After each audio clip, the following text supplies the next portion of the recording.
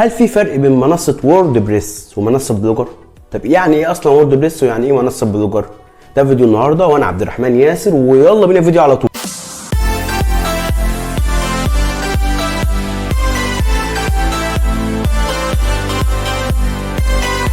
السلام عليكم ورحمة الله وبركاته. ازيكم كلكم كويسين؟ النهارده هنجاوب عن اهم الاسئله اللي بتطرح قبل ما تبدا اي دوره.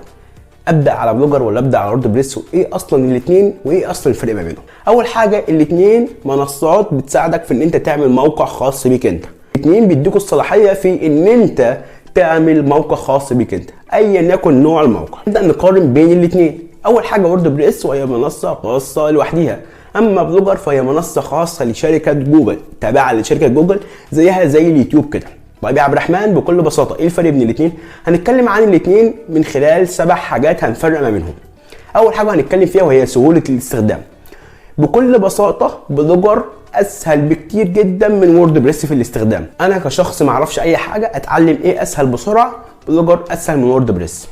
دي نقطة رقم 1. نقطة رقم 2 وهو الدومين. يعني ايه الدومين يا عبد الرحمن؟ وليكن مثلا عبد الرحمن دوت كوم، اسلام دوت كوم، محمد دوت كوم.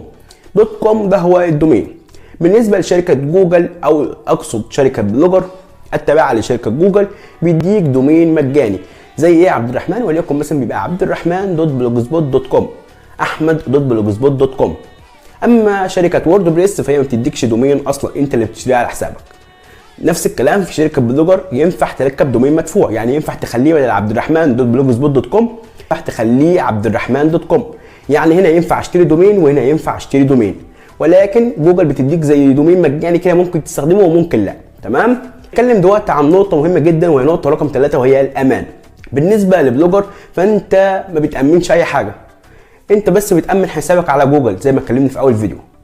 جوجل هي المسؤوله عن امان موقعك بالكامل. بالنسبه لووردبريس فانت المسؤول مسؤوليه كامله عن تامين حسابك من اي اختراق او من اي نقرات. الناس اللي شغاله ووردبريس فهي عارفه الكلام ده كويس جدا. نروح للنقطه رقم 4 وهي القوالب. يعني ايه القوالب؟ يعني مظهرك او مظهر الموقع بتاعك. هنا مواقع وهنا مواقع، هنا قوالب وهنا قوالب. ما تصدقش يقول لك ان انت ممكن تعمل موقع احترافي اللي ممكن تعمله على ووردبريس بسهوله ينقل لك القالب ده على بلوجر. تمام؟ يبقى القوالب ما فيهمش اي اختلاف. نيجي للنقطة رقم 5 وهي الاستضافة. يعني ايه استضافة يا عبد الرحمن؟ من غير ما نخش في حوارات كتير جدا انت اصلا في غنى عنها، ابسطها لك بيه زي هارد كده. هارد بتخزن عليه المنشورات او البوستات بتاعتك او المشاركات بتاعتك ايا يكن انت بتسميها ايه. مش عايز ادخل في تفاصيل عشان احنا لسه ما بدأناش الدورة بتاعتنا، هنتكلم عليها ان شاء الله على مدار الفيديوهات اللي جاية. يبقى بلوجر بتديك استضافة مجانية ينفع تخزن عليها اللي انت عايزه. اما بالنسبة لووردبريس فانت اللي بتشتري الاستضافة بنفسك.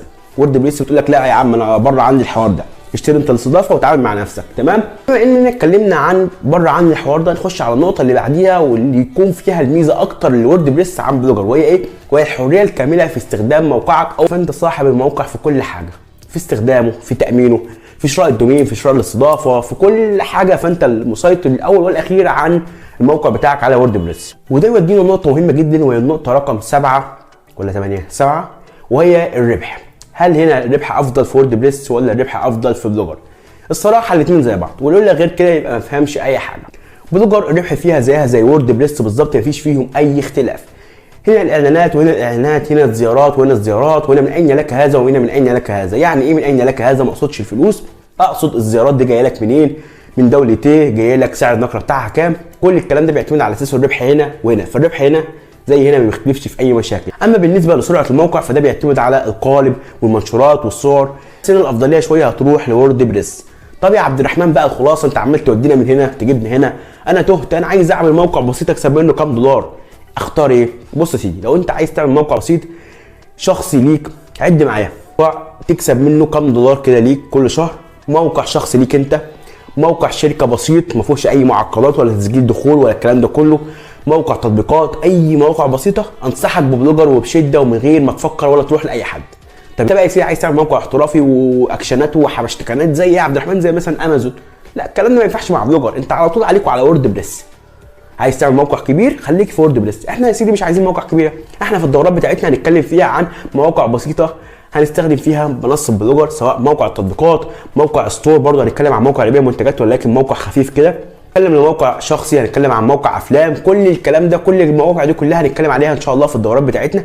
بس اعمل لايك وسبسكرايب وكومنت برايك واستنى الفيديو الجاي. وفي الاخير لو عندك اي سؤال اساله في الكومنتات تحت، وتعمل لايك للفيديو ده وتعمل اشتراك للقناه وتفعل زر الجرس عشان يوصلك كل الدورات اللي هنتكلم عليها ان شاء الله في الفيديوهات اللي جايه.